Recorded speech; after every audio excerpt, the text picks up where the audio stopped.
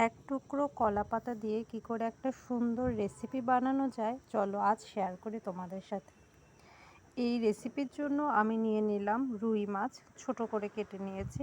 তার সাথে নিলাম বাদাম বাটা 1 চামচ, 1.5 চামচ লঙ্কা বাটা, 3 চামচের মতো কালো সর্ষে বাটা।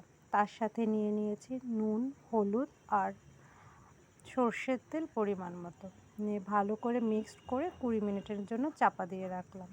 এরপরে ওই ম্যারিনেট করা মাছগুলোকে পাতায় সুন্দর করে সাজিয়ে উনানে বসিয়ে দিলাম আর 20 মিনিটের মতো 10 মিনিটের মতো ঢাকা দিয়ে রাখলাম।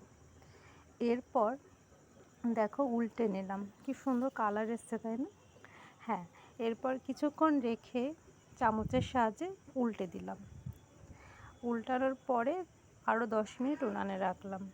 দেখো কালার কত সুন্দর, সত্যি এটা খেতেও অনেক টেস্টি, নরম, সফট আর স্বাস্থ্যসম্মতও বটে। আর আমার রেসিপি তৈরি।